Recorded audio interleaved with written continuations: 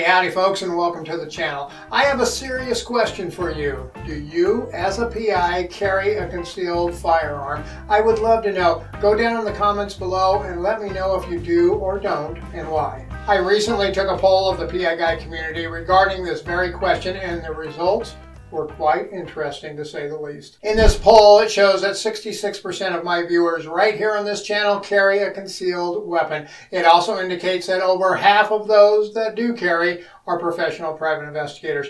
And the one stat that surprised me was the 5% of my viewers who indicated that they open carry, or what some refer to as constitutional carry. After reviewing these numbers, the question that begs itself to be asked is, should you conceal carry as a professional private investigator? Now, I am not going to get into any huge political conversations regarding concealed carry, folks, so let's keep the comments civil and relevant to the question without any political overtones. One of the biggest areas of concern you should consider if you are thinking about, or if you do carry a weapon while working as a private investigator, is your personal and business liability. I know, statistically speaking, the chances of having to ever draw your weapon on or off the job is very low, and it is even lower percentage that you would have to discharge your weapon. But the liability still exists, and you probably do and probably should have concealed carry insurance to help you in the event those circumstances ever do arise.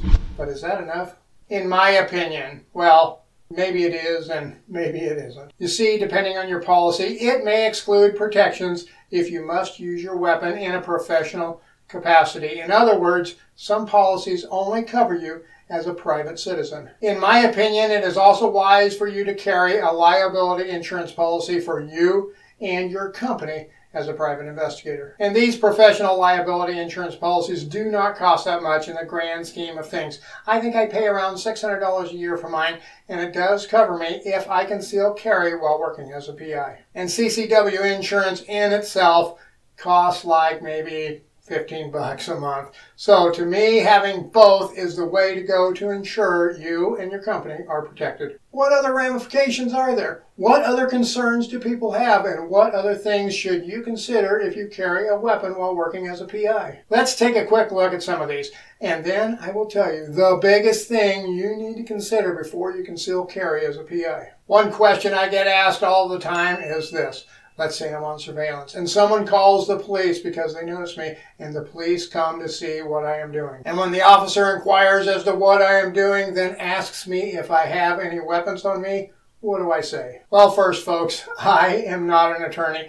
I do not play one on TV or on YouTube for that matter, and I cannot give you legal advice, nor should any of the content of this video or any of my videos ever be construed as legal advice. From my understanding, there are some states that are considered must notify states. In other words, if law enforcement contacts you, regardless of the reason or circumstance, you must tell that officer you are concealed carrying at that time. Based on my limited research, here is a quick list of those states. You should do your own research to ensure you know what your state requirements are, as they can change at any moment. Must notify states include Alaska, Arkansas, certain counties in California, Washington, D.C., Hawaii, Louisiana, Maine, if carrying without a permit, Michigan, Nebraska, North Carolina, North Dakota, if carrying without a permit, Ohio, South Carolina, and Texas. Then there are notify when asked states. In these states, if the officer asks you if you have any weapons, you must declare by law that you are concealed carry. Arizona, Florida, Illinois, Kentucky, Minnesota, Missouri,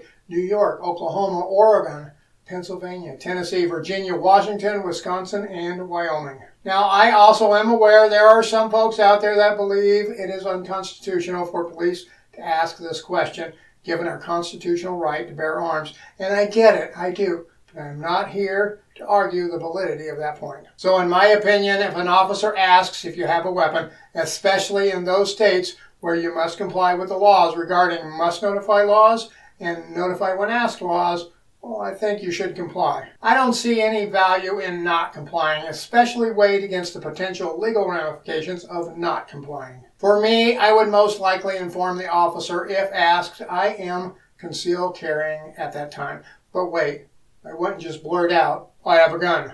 The word gun in and of itself is a serious trigger word for law enforcement. What I would say instead is, officer, I have a concealed carry permit, and avoid the discussion regarding a weapon or a gun entirely. After telling the officer I have a concealed carry permit, which in essence informs them I most likely am in possession of my concealed weapon, they may take one of multiple courses of action. Many times, especially if it is just a routine safety check, they will just thank me for letting them know, and they will let me keep it, and they may say something like, if you don't touch yours, I won't touch mine, and ask me to keep my hands on the steering wheel. Sometimes, for everyone's safety, though, the officer will want to remove the weapon while he conducts his business. In this event, I would then tell the officer I'm happy to comply and ask him how he would like me to proceed. I would not just grab for my weapon to hand it over.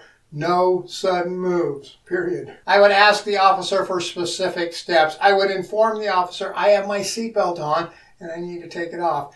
And at any point, if the officer said anything I did not understand, I would ask for clarification. Once the incident is over, when the officer hands me back my weapon, I would take extreme caution to ensure I never put my finger on the trigger, which is, well, kind of common weapon safety anyway, and I would make sure I point it in a safe direction. Most likely, when they give me the gun back, it will be unloaded with the action pulled back, or in the case of a revolver, the cylinder will be empty and out.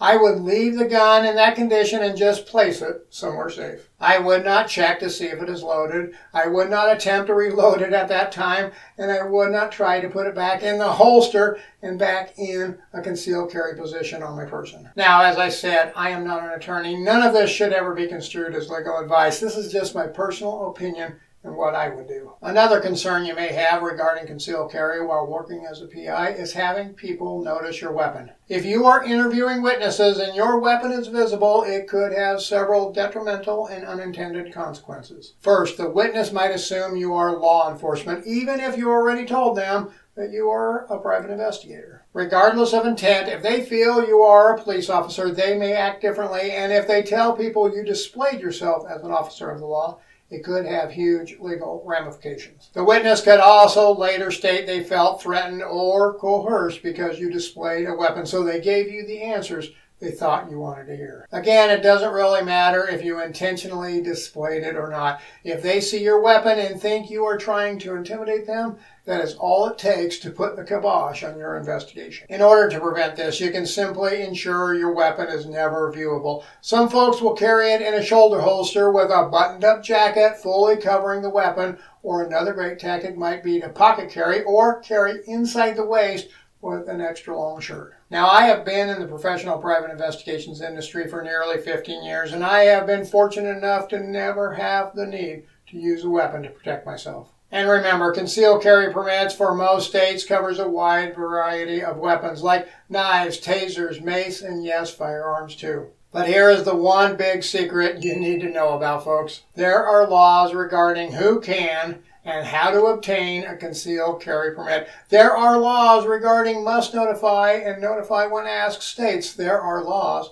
about constitutional carry or open carry without a permit in many states. But then there is the PI license you are required to have as a private investigator. In most states, you are required to have a PI license if you are going to be working as a PI. And in many cases, your PI license may regulate if you can carry a weapon while conducting an investigation or place limitations and restrictions on how and when you can carry a weapon while working as a PI. And I made this video right here that will give you more information about how to get your PI license, so check it out now.